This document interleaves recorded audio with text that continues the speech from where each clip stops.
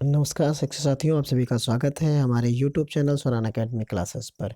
जैसा कि आप सभी लोग जानते हैं कि मॉड्यूल 7 अपलोड है और उसकी जो है सभी लोग इसका प्रशिक्षण कर रहे हैं और इसमें गतिविधि आधारित जो प्रश्न उत्तर थे उस आप सभी लोग कर चुके होंगे और अपने अंतिम पड़ाव पर होंगे इस वीडियो के यानी इस मॉड्यूल के अंतिम पड़ाव पर होंगे, जिसमें मुख्य प्रश्नोत्तरी पूछी जा रही होगी। तो आइए उस मुख्य प्रश्नोत्तरी पर चर्चा करते हैं जो हमें क्वेश्चंस यहाँ पर प्राप्त हैं। उन पर हम विचार करेंगे और चर्चा करेंगे कौन सही और कौन गलत, इन सब चीज़ों पर यहाँ देखेंगे। तो उससे पहले अगर आप हमारे चैनल पर नए हैं तो सब्सक्राइब करना बिल्कुल ना भूलें और इस गतिविधि आधारित प्रश्नोत्तरी पर अगर आप वीडियो देखना चाहते हैं तो आप हमारी प्लेलिस्ट में जा सकते हैं, वहाँ पर आपको ये मिल जाएगा। तो आइए शुरू करते हैं आज का ये वीडियो। देखिए यहाँ पर हम प्रश्नोत्तरी करेंगे। प्रश्नोत्तरी अपलोड हो रही है, 75% यहाँ पर प्रश्नोत्तरी अपलोड हो चुकी है। देखिए सबसे पहला क्वेश्चन जो आपके सामने है, तो यहाँ गणित में सीखने की अक्षमता का आकलन निम्नलिखित परीक्षणों में से किसके द्वारा उचित रूप से किया जा सकता है? तो जो यहाँ इसका आंसर है, तो नैदानिक परीक्षण के द्वारा यहाँ किया जा सकता है। तो इसे अब हम टिक करेंगे और आगे बढ़ जाएंगे।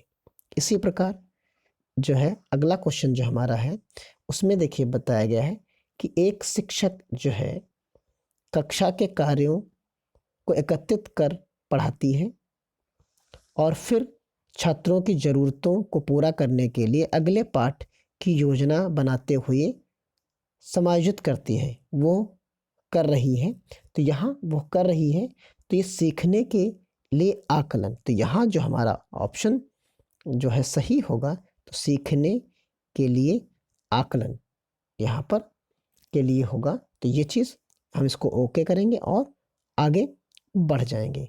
इसी तरीके से सतत और व्यापक आकलन आवश्यक है, तो ये यहाँ पर हमें समझना होगा कि ये समझना समझना के लिए, देखिए यहाँ पर यह समझना के लिए कि कैसे अधिगम को अवलोकन रिकॉर्ड के रूप में बेहतर बनाया जा सकता है, तो इसका ऑप्शन जो हमारे पास होगा यानी ये ऑप्शन इसका सही होगा। इसको हम टिक करेंगे और आगे बढ़ जाएंगे।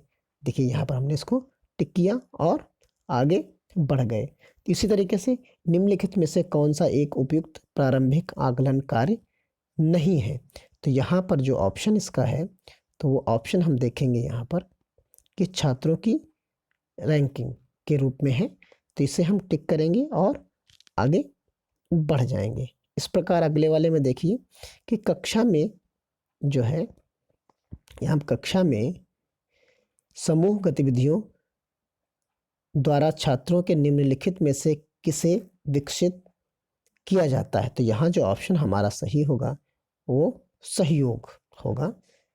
सहयोग को हम टिक करेंगे और आगे बढ़ जाएंगे। इसी तरीके से फिर छात्र अधिगम मानदंड यानी बेंचमार्किंग हिस्सा है, तो यहाँ पर जो हिस्सा होगा वो सीखने का आकलन होगा। तो यानी यहाँ पर जो हमारा ऑप्शन सही होगा वो ऑप्शन सही होगा सीखने का आकलन। तो यहाँ हम इसको टिक कर लेंगे और आगे बढ़ जाएंगे। इसी तरीके से हम यहाँ पर देखेंगे कि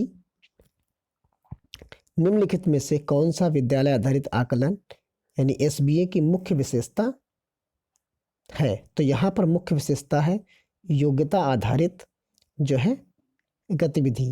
तो यहाँ जो हमारा ऑप्शन सही होगा वो योग्यता आधारित गतिविधि के रूप में होगा। इसे हम यहाँ पर टिक करेंगे और आगे बढ़ जाएंगे।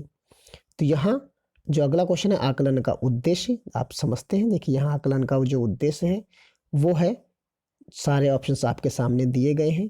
तो यहाँ जो ऑप्शंस हमारा मिलेगा वो किसी चीज़ की गुणवत्ता के बारे में निर्णय लेना होता है। तो यहाँ जैसे हम इसको टिक करेंगे और आगे की तरफ बढ़ जाएंगे। ऐसे इसी तरीके से है कि निर्देश के अंत में उपलब्धि का आकलन करना जो है, तो सीखने का आकलन है, नैदानिक है, सीखने के रूप में आकलन है, सीखने के लिए आकलन है। तो यहाँ पर जो हमारा है सीखने का आकलन के रूप में जो ऑप्शन हमारा है वो सही है। तो इसको जैसे ही हम यहाँ पर टिक करेंगे तो वो हमारे रूप में यहाँ पर मिल जाएगा और हम आगे की तरफ बढ़ जाएंगे। फिर अधिगम का अनवैच्छिक आकलन हिस्सा है। तो यहाँ पर आपको मिलेगा जो ऑप्शन नंबर जो है हमारा जो 3 है वो सही होगा, यानी रचनात्मक आकलन के रूप में हम आगे की तरफ बढ़ेंगे। तो देखिए 10 के 10 क्वेश्चन हमने यहाँ पर कर लिए हैं और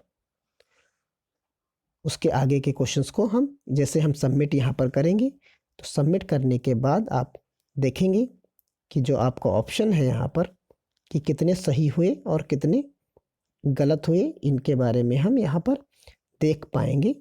तो आइए इनको हम देखिए, जैसे हमने यहाँ पर सबमिट किया तो आप देख पाएंगे कि आपका जो स्कोर है वो 10 आउट ऑफ 10 है। आप यहाँ से आप जाके एग्जिट हो सकते हैं। तो इस प्रकार ये प्रश्नोत्तरी हमारी कंप्लीट हो जाती है और हमें 10 आउट ऑफ 10 मार्क्स मिल जाते हैं। तो मिलते हैं अगले मॉड्यूल में अगले वीडियो के साथ। धन्यवाद। जय हिंद, जय भारत।